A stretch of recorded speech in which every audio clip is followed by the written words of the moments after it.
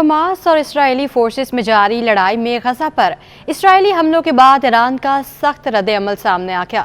ایران اسرائیل کو سخت الفاظ میں دھمکی دے دی۔ ایرانی وزیر خارجہ حسین امیر عبداللہان کا کہنا ہے کہ اسرائیل کو غزہ پر حملوں کی اجازت نہیں دی جائے گی، اور خبردار کیا کہ اگر غزہ میں اسرائیل کی فلسطینیوں کے خلاف جنگی جرائم بند نہ ہوئے تو مزاحمتی فورس اگلے چند گھنٹوں میں پیش کی کارروائی کر سکتی ہے۔ مزاحمتی محاذ یا فورس خطے میں فورسز کا ایک اتحاد ہے جس میں حزب اللہ بھی شامل ہے، جو لبنان کا طاقتور گروہ ہے اور اسے ایران کی حمایت حاصل ہے۔ مزاحمتی محاذ میں وہ گروہ بھی شامل ہیں جن کی ایران شام میں حمایت کرتا ہے اور شام کی سرحد بھی اسرائیل سے ملتی ہے۔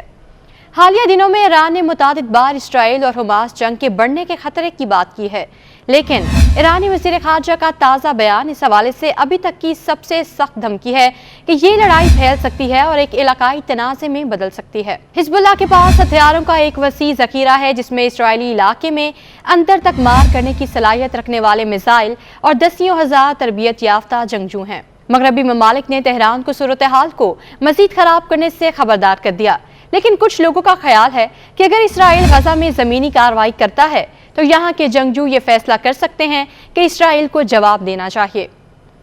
امریکہ کی جانب سے ایران کو اس تنازع کو بھڑکانے سے روکنے کے لیے انتباہ جاری کیا گیا، اور اسرائیل کا کہنا ہے کہ اگر حزب اللہ بھی تنازع کا حصہ بن جاتا ہے تو وہ اسے منہ توڑ جواب دینے کے لیے تیار ہے۔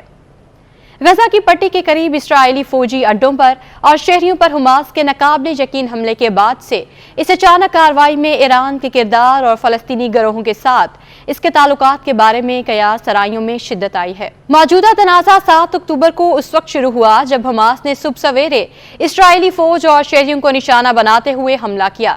اس حملے میں 1000 سے زائد اسرائیلی ہلاک ہو چکے ہیں اور حماس نے تقریباً 200 افراد کو یرغمال بنا لیا ہے۔ اس کے جواب میں اسرائیل نے گنجان آباد غزہ پٹی پر فضائی حملے کیے۔ اب تک تقریباً 3000 فلسطینی شہید ہو چکے ہیں۔ اسرائیل نے غزہ میں مکمل لاک ڈاؤن نافذ کر دیا ہے۔ اب نہ دوائیں ہیں، نہ بجلی ہے اور نہ کھانا۔ حماس اور اسرائیل کے درمیان جنگ آہستہ آہستہ مزید علاقوں تک پھیل رہی ہے۔ اسرائیلی ڈیفنس فورس IDF کو گولان کی پہاڑیوں سے ملحقہ علاقے میں فائرنگ کا سامنا ہے۔ حزب اللہ اب بھی جنوبی لبنان میں اسرائیل کے لیے ایک درد سر بنی ہوئی ہے۔ اس کے ساتھ ساتھ عراق میں ایران کے حمایت یافتہ گروہ امریکی اڈوں کے لیے خطرہ بن رہے ہیں، اور یمن میں حوثی گروپ نے فلسطینی گروہوں کو فوجی امداد کی پیشکش بھی کی ہے۔ اگرچہ ایرانی حکام نے اسرائیل پر حماس کے حملے کو فلسطین کی فتح قرار دیا ہے، لیکن انہوں نے اس حملے کی منصوبہ بندی میں تہران کے ملوث ہونے کی واضح تردید کی ہے۔ دوسری جانب امریکہ اور اسرائیل نے بھی ایسے کوئی ٹھوس شواہد ملنے کی تردید کی ہے جو اس حملے میں ایران کے کردار کو ثابت کرتے ہیں۔ اسرائیل کی جانب سے زمینی اور فضائی محاصرے کے پیش نظر غزہ میں موجود گروپوں کو برقرار رکھنے کے لیے ایران کی مالی معاونت اور دیگر عسکری مدد انتہائی اہمیت کی حامل ہے۔ موجودہ جنگ کے درمیان یہ پوچھنا ضروری ہے کہ ایران فلسطینی گروہوں کی حمایت کرنے والا سب سے طاقتور ملک کیسے بن گیا، اور اس حمایت کی عکاسی اس کے طرز عمل میں کیسے ہوتی ہے۔ 1979 میں ایران کے اسلامی انقلاب کے بعد سے تہران فلسطینی مشن کی حمایت بڑے فخریہ انداز سے کرتا آ رہا ہے۔ اسلامی جمہوریہ ایران کے بانی آیت اللہ روح اللہ خمینی نے اسرائیل کا موازنہ کینسر جیسی بیماری سے کیا ہے۔